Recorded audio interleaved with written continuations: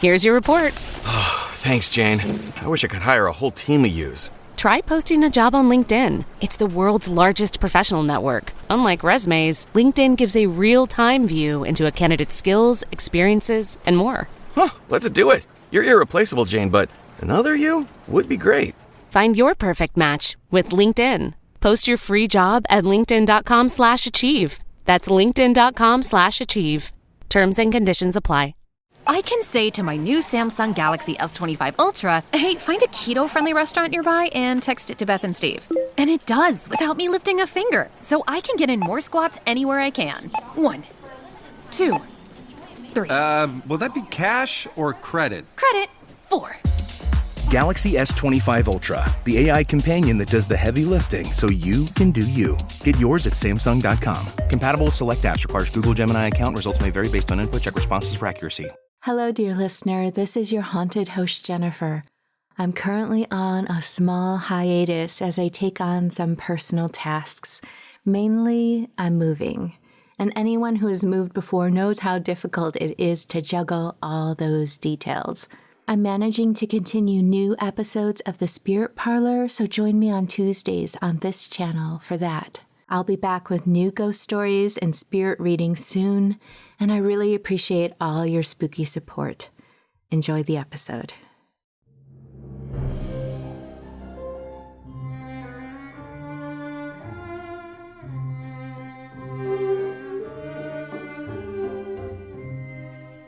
Hello and welcome to I Talk to Ghosts. I'm your haunted host, Jennifer, a spirit medium and a teller of ghost stories. Tonight we will be exploring a few tales of haunted hotels.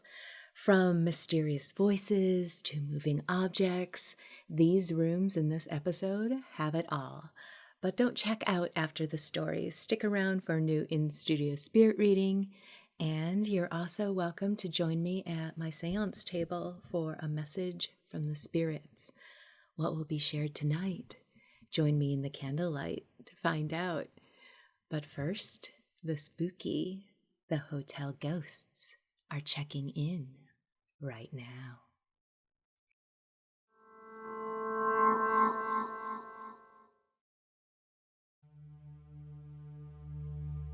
My last paranormal experience took place 2 months ago during a trip overseas. My wife and I were staying at a very quiet hotel the last night of our trip. During the late hours of the night, a violent argument broke out in the room next to ours, and the loud voices woke my wife and I.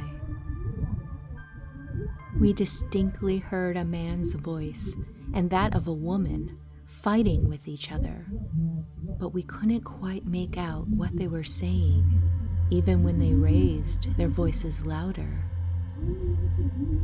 Then we heard objects being thrown and smashed, and then a banging on our wall and doors slamming. Suddenly, someone opened the door to their room and slammed it fiercely. We heard running down the hallway, banging on the walls and doors, including ours. The person then ran down the stairs and immediately back up them, continuing to hit the walls and the doors. Frozen, not sure what to do, we suddenly watched our doorknob shake violently, as if someone wanted to enter. I sat up on the bed to get dressed, but my wife held my arm. She refused to let me go and have a look.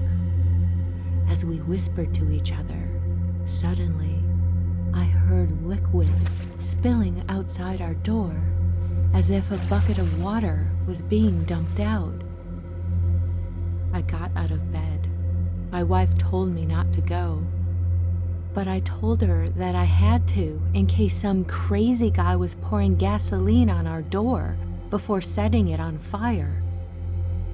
I grabbed an empty beer bottle and I opened the door. The hallway was empty. The carpet was dry.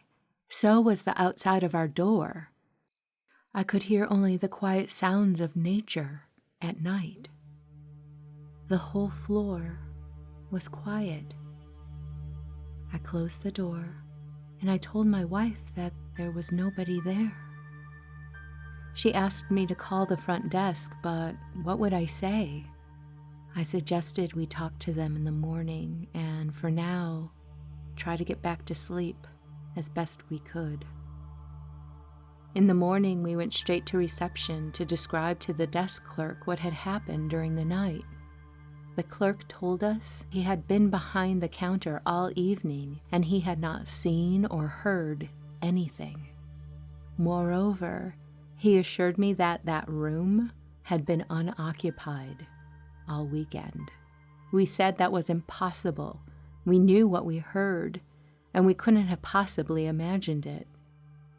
The employee repeated that all the rooms on the second floor were unoccupied except ours and a room down the hall, but those customers had left very early that morning. This conversation went on for 10 minutes, and obviously, it was not going anywhere. During our lunch, the waitress told us she had overheard what we were saying at reception. She told us that we were not the only ones who experienced strange things on the second floor, and many stories circulate about this hotel. She informed us that the hallways were equipped with cameras. We thanked her, and after our meal, we headed to reception. The clerk had finished his shift, and it was now a young woman behind the counter. We explained our misadventure and asked to see the video recordings.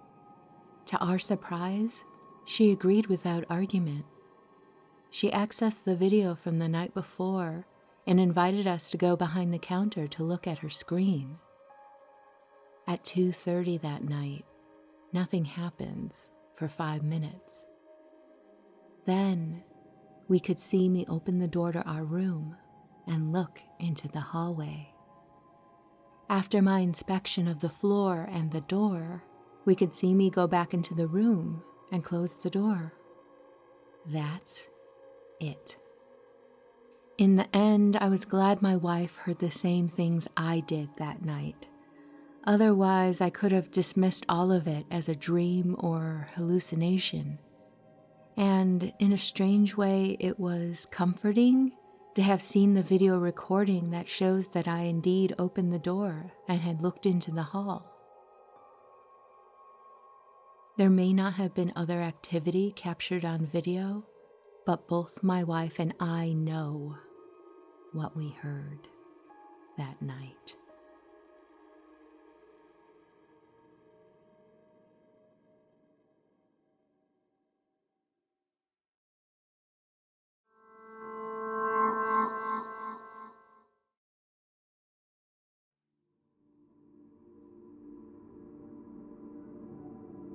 For our anniversary, my husband and I wanted to do something adventurous, and we decided to book a room at a haunted hotel.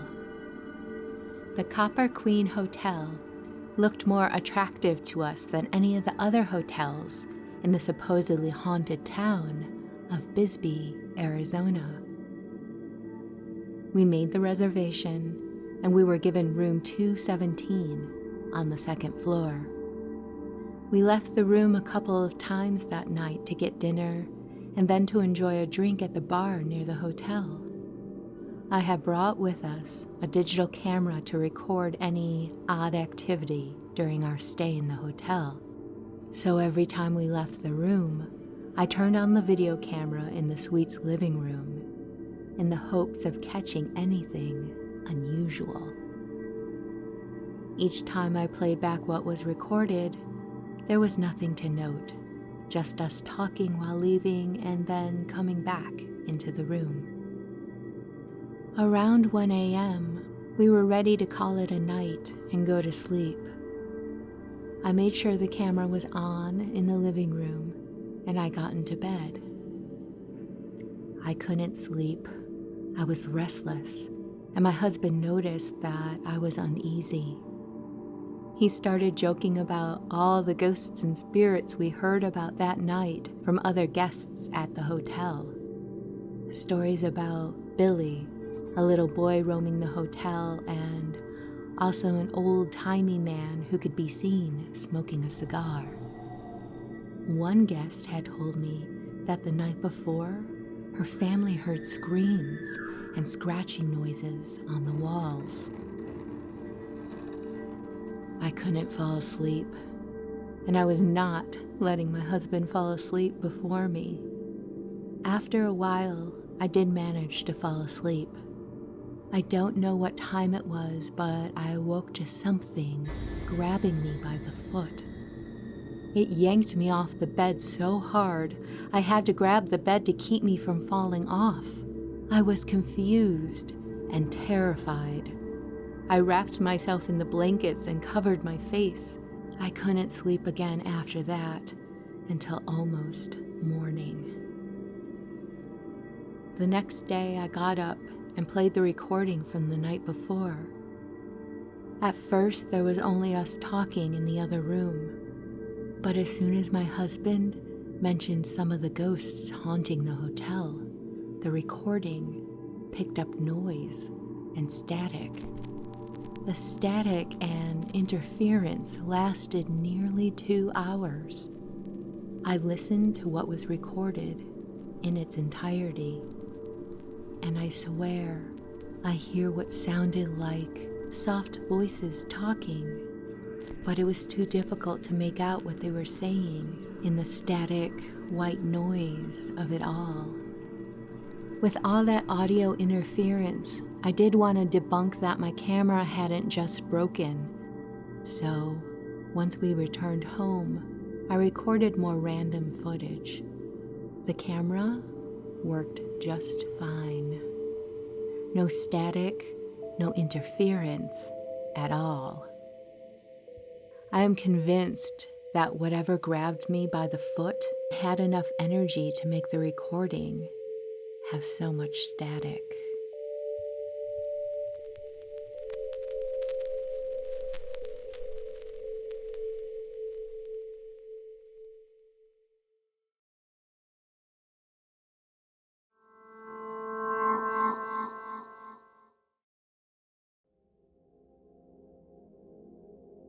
My friend and I really loved the paranormal, and there was one specific trip we took together to stay in a haunted hotel in Gettysburg, hoping to have an experience.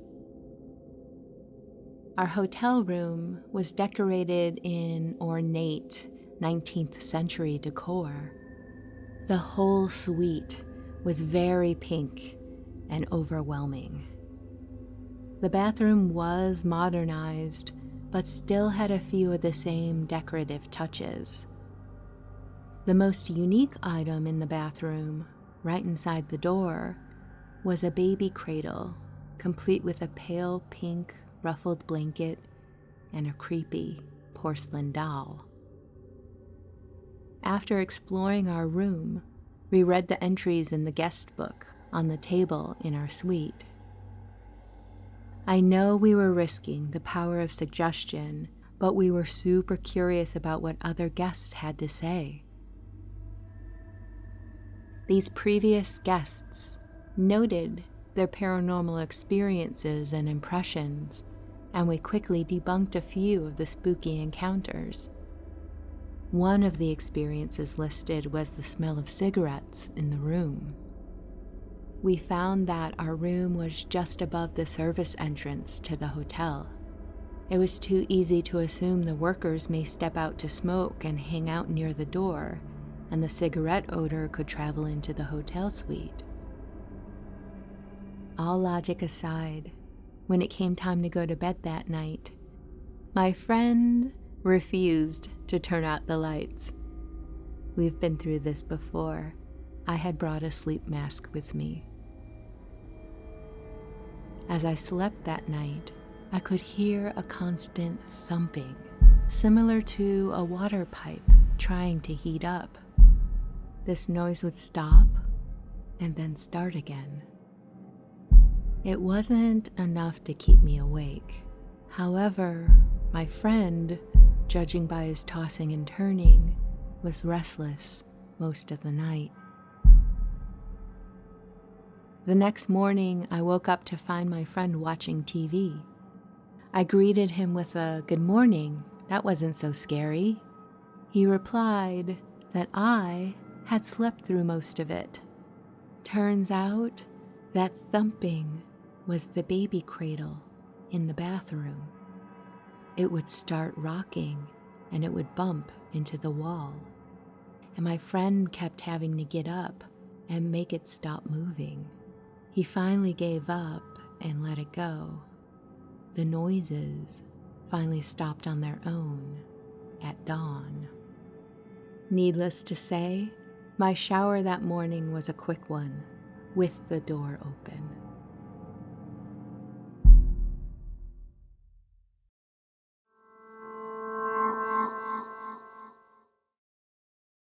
Hello and welcome back to I Talk to Ghosts. My guest this evening is Danielle. Danielle, welcome. How are you doing tonight? Hi, I'm doing great. How are you? I'm doing well. I'm very excited for this. I think I say that every reading, but I'm feeling this. I'm feeling this here. I'm just going to jump right in, if that's okay. It's like no warning. There's a woman here for you, and the first thing is she's saying is she recognizes how much you feel you need her, and she wants you to know that when you reach out, she is there and she feels that. And she's also saying, like, don't worry, just trust the outcome of things in life. That's her advice. She's coming through with a lot of practicality to her. Like, she's like the logic person and the organized person, and all you need is a plan. There's also this really nice offering of friendship. Like, I feel this glow in my heart. That's like, hey, we're still together and we're still going to share things. She's saying, mom. Did you lose your mom? Yeah. And does this sound like her? Yeah. Okay. She's coming through, sharp woman. Like, if you ask her something, she immediately has a response, whether it's advice or a question. Just very smart. Yeah. And I feel like she was your rock. There's reassurances in her answers. Does that make sense? Yeah, my mother was a very sharp woman. You're correct about that. Incredibly sassy and very, very witty, very, very bold personality, I would say. Did you two clash when you were younger? Absolutely. Yeah. And that kind of evolved. Your relationship evolved as you got older. I think so. She's agreeing. She's agreeing. In my head, mentally, it's evolved for me. Mm-hmm. But when we were younger, we did not get along. And it was more so from like my child perspective, I think. Well, she's saying that you're a different animal than her, you know, that your emotion and your passion for things clash a bit. That makes sense. I'm seeing a lot of worldliness with you, like, and how it affects your viewpoint of things. Like, you have an expansive view of the world. Part of that was developed through travel. Yeah, when I was 18, I did a lot of traveling, and I left my hometown. Yeah. The ocean is coming up a lot, and humidity. Yeah, I was raised in Florida. Oh, okay. Yeah, and I think she really loved it there. Yeah. Was she a little reserved with people she didn't know? Or just at least private?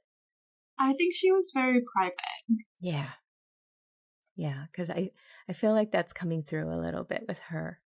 She's calling you an imagination station. She wants to brag a little bit and say that you're just so creative, and the things that you can pull into this reality are just really impressive and matter. And just matter. You change people's lives. Yeah. You're like your own Willy Wonka. Yeah. I'm a stained glass artist. Oh, beautiful. Yeah. That does take a lot of imagination. And the end result, beautiful art form. She's saying where you're similar is your energy and drive to keep going and to be able to juggle multiple things. You'll get it done. Yeah. Do you feel like you get that from her a little bit? Because she wants to kind of share your similarities a little. Yeah. She somehow always made things work. She's saying that sometimes there just wasn't a safety net, but it worked. Yeah. Yeah. She was very good at pulling things off. I don't know how she ever pulled things off, but she did. She wants to give this advice to you. Know yourself and know what you're capable of. Doesn't have to be proven. Who cares if it's questioned? It's like you just keep that goal in your head and you'll make it work. And knowing yourself. And that's what true confidence is. I think a lot of times we can confuse confidence with being aggressive or domineering. And it's like, no, it's about quietly knowing yourself and having grace and patience to navigate and figure things out as you go. Does that resonate for you? Yeah. I was also getting the impression that there is a gentleman with you as well. This feels like older grandfather energy. Yeah, I have both grandfathers deceased. Okay. Now with him, he seems a little tenacious and a little dedicated. Like he is great with repetition, great with patterns. Does this sound familiar at all? Did you know him very well? One of them I do know was a construction worker in some sense. Who's done a little bit of engineering lines up. He had a lot of energy to him too. Always had to be doing something. And it was like, gotta go, gotta go, gotta go. So I wouldn't be surprised if that runs in your family a little bit, and it's okay to take a break. It's okay to rest. Especially if you start to feel a little burned out, realize sitting still shouldn't be considered a bad thing. Yeah. Yeah, I struggle with that. And that's okay. But just know that, it's self-care to allow yourself to take that nap or clear your brain, not do anything, and see how more energized you are after the fact. You know what I mean? Okay. Is there anyone else that you were hoping would connect for you tonight? Actually. But it's a pet. Oh, okay. Is this a black and white dog? No, but my main dog, who's still currently alive, is black and white, and she's like soul pet. Okay.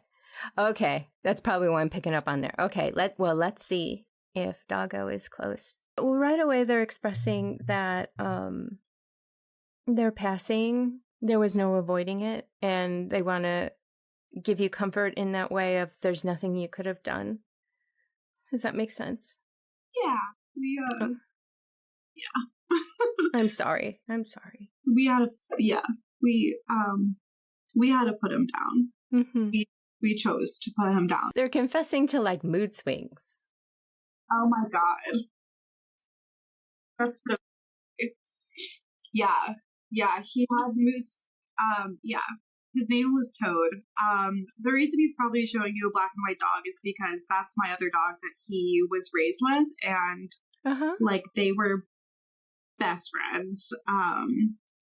And he had mood swings. Yeah, he was a great loyal dog, but I could never tell who he was going to attack. Like who animal we he bit a few people several times, bit my son in the face one time when he was crawling, and we just couldn't risk it anymore. I don't think it was his fault, but it swings for sure. The way he's describing it is, it was like all of a sudden there'd be so much energy and it had nowhere to go. And like it freaked him out. Yeah, that makes sense. Okay. And he's saying he loved looking to you for direction and like, what are we going to do today? What are we going to do today? His eyes are following you all over around the room. When he wasn't doing that, he was running around. Yeah. With the first thing he wanted to say was, and wanted to give you that comfort and understanding that it's okay. And like he's offering all the issues that he brought to the table, Yeah. and bringing that forward.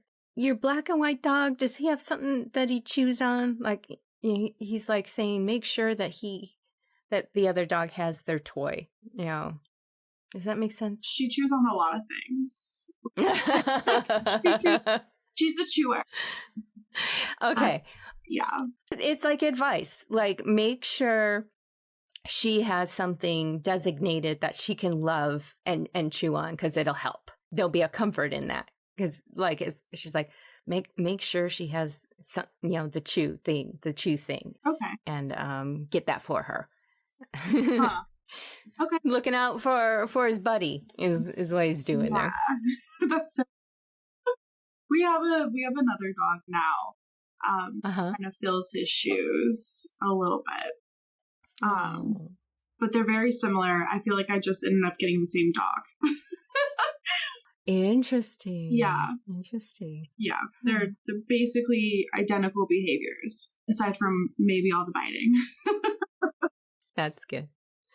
Thank you so much for meeting with me today. And it's just lovely to kind of get to know you and your mom, and your grandpa popped in there a little bit too.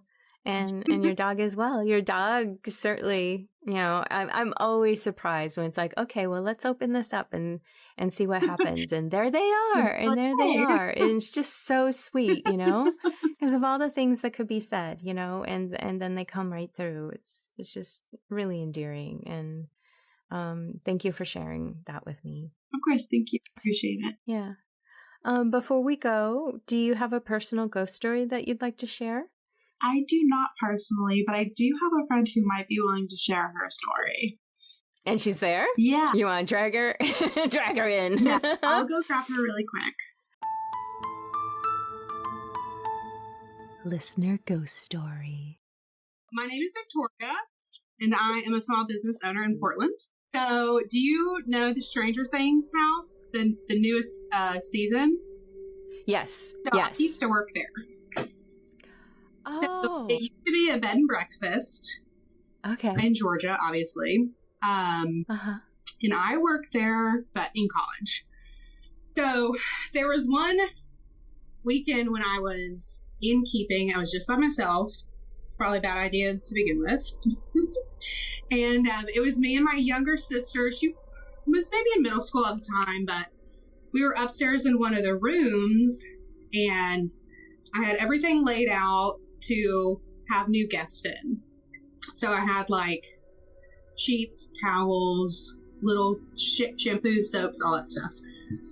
So she and I are talking, and I heard something call my name, and I thought it was her at first, and so I like whipped my head around, but it wasn't her, because she was like in the bathroom portion of the room. It's a huge Victorian mansion, so it's like every room has its own bathroom.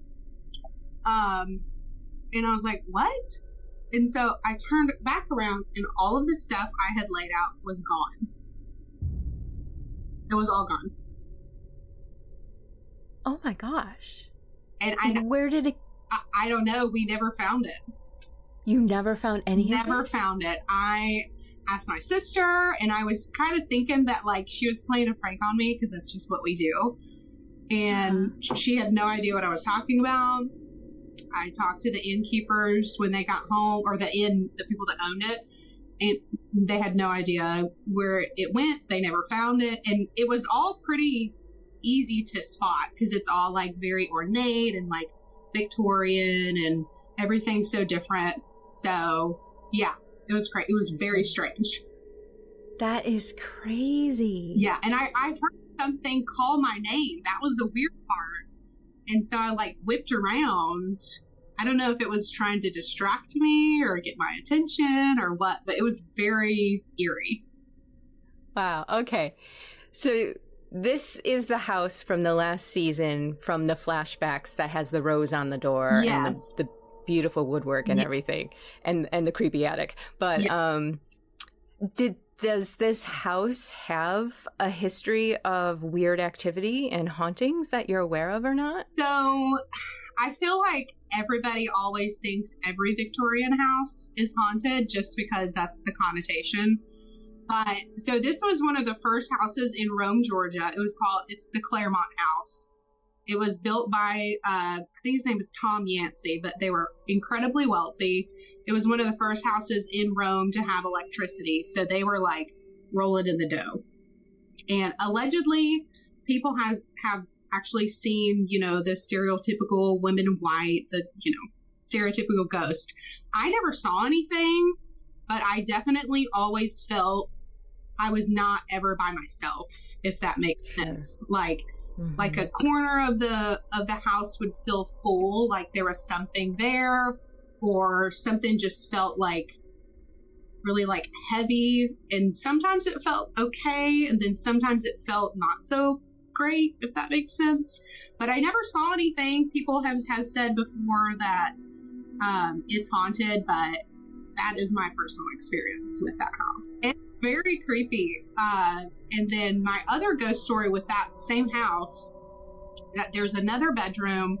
It's called the Claremont Room. And once again, it's kind of the same layout, but there's like a little offshoot of the bedroom, and you like walk down, and there's a closet, and then you turn the corner, and then there's a bathroom. And so I was in that room, and then all of the alarm clocks went off at the same time, like in the whole house. Yeah. That's when I was like, okay, I am freaked out.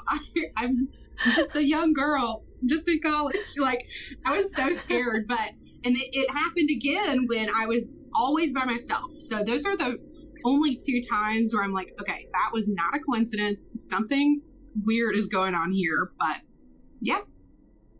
That's amazing. Yeah. I love that house so much. I had no idea it was a real house. I just assumed it was a set. Wow. Yes, it was a personal home, I think, until the 70s, and then they converted it into a bed and breakfast. And I think a younger couple just bought it not too long ago before they started filming Stranger Things. And yeah, I mean, it's a beautiful house. They just recently redone it. Like, thank God they didn't gut it, but they like restored everything, and it's stunning. Wow. Look it up. It's called the Claremont House in Rome, Georgia. Okay. It's a really, really cool piece of property. Very cool. Yeah. That is awesome. Thank you. Thank you for coming in and sharing your story. Yeah, That's great. Hope that was like succinct enough. I was very put on the spot. Mm-hmm. Definitely. Definitely. Yeah. I do have a personal question to ask you. Okay. Before you go. Do you experience or have any feel like you have a calling towards either like the healing arts or energy work? I do always feel like I want to help people, and I want to like, not fix their problems per se, but always be a shoulder to lean on, or someone to talk to or vent. So that's not the first time I've gotten that from someone. I ask that whenever I'm talking to someone and my hands heat up.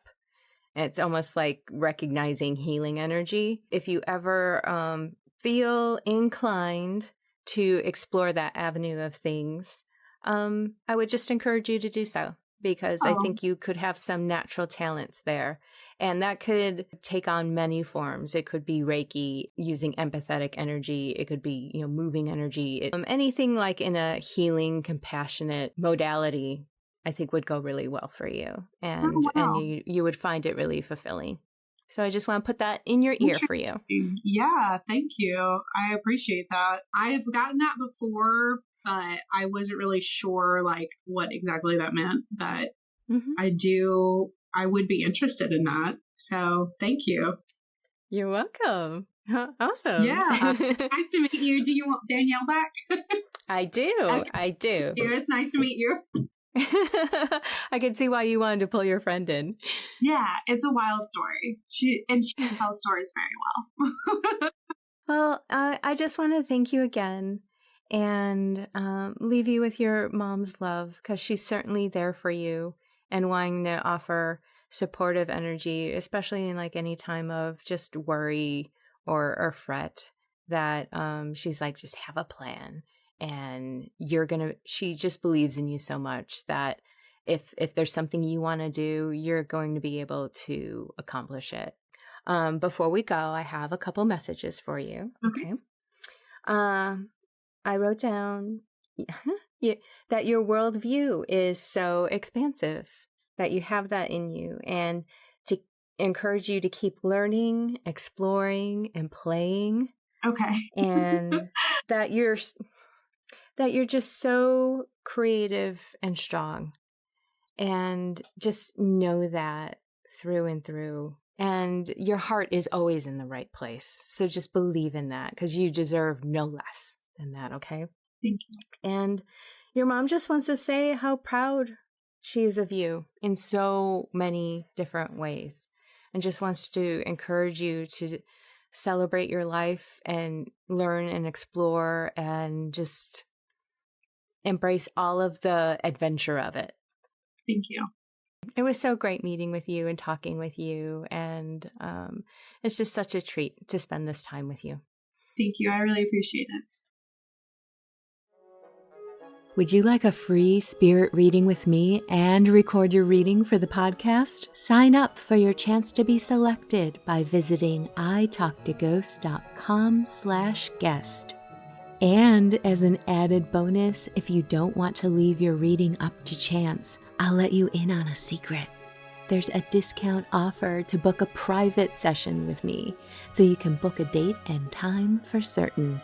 Visit italktoghosts.com/guest for more details. I can't wait to meet you. Hello and welcome back to I Talk to Ghosts. I have a message from the spirits this evening for someone listening to the podcast. So thank you for joining me in the candlelight. Tonight, as I do my spirit work, I have with me fluorite. This is the deepest purple fluorite crystal I own. It almost looks black.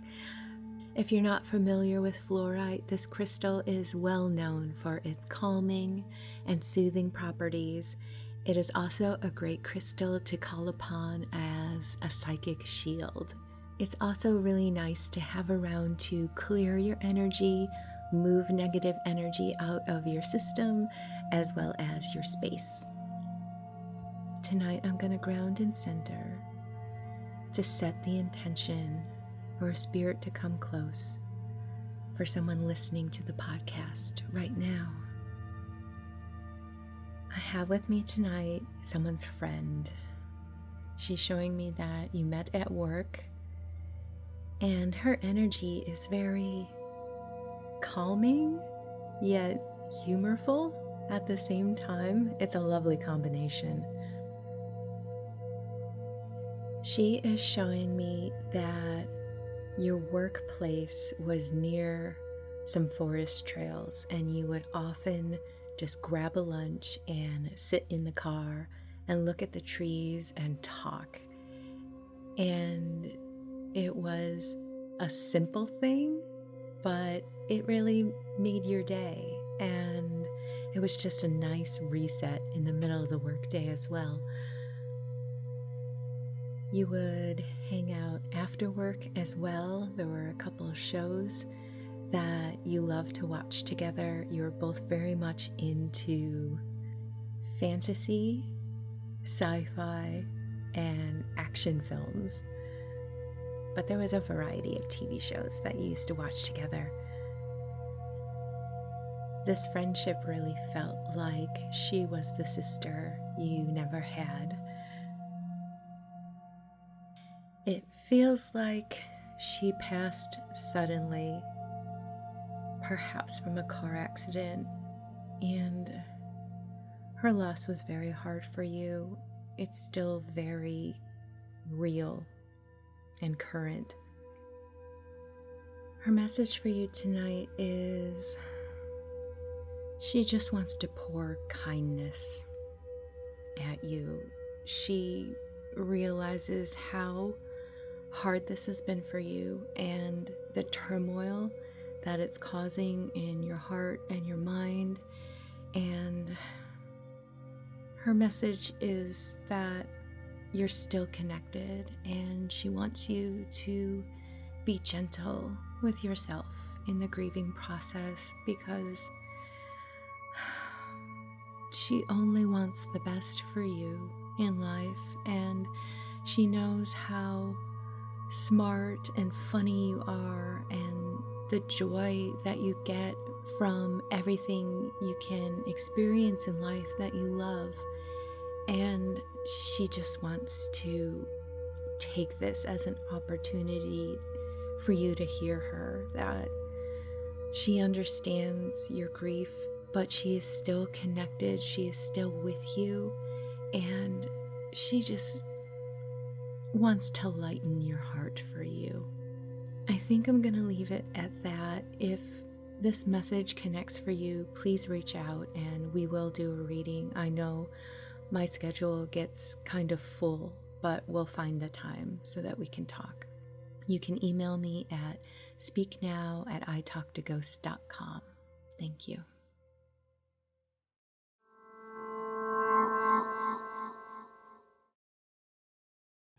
Are you enjoying your ghostly visit? If so, please follow, like, comment, and share. The ghosts may be talkative, but they are lousy at marketing, so every click helps. Tell your friends, and please leave a kind review so that others might join us. The spirits and I thank you.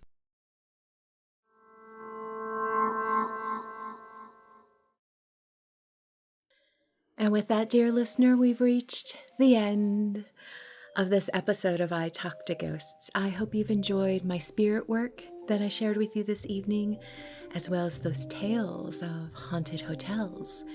Have you ever stayed in a haunted hotel room? I would love to hear about it, so please reach out. In the meantime, wherever you wander off to in this world or the next, just remember, come back and visit with me. Have a lovely evening and good night.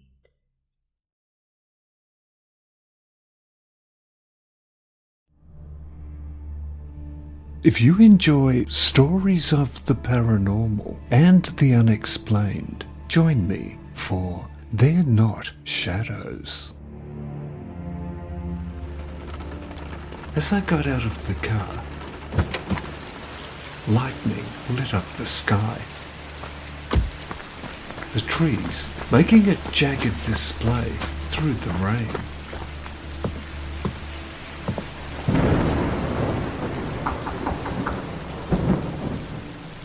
They're not shadows.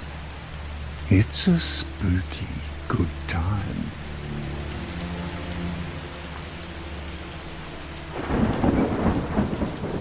Hello?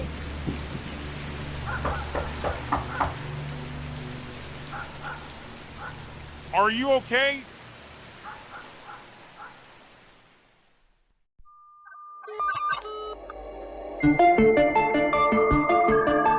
Fear Daily is a podcast that takes you into the shadows of the past, unearthing the 1990s most terrifying tales of monsters, madness, and life after death. Discovered on a forgotten bulletin board server somewhere in Pennsylvania's Rust Belt, these stories are an archive of humanity's strangest encounters with the unknown, as told by the people who experience them. Written by Brennan Storr, creator of the Ghost Story Guys, and hosted by Brandon Scheck-Snyder of Southern Gothic, Fear Daily is your window into the dark corners of our world. Follow Fear Daily today on your favorite podcatcher to receive new episodes Monday through Friday, each and every week.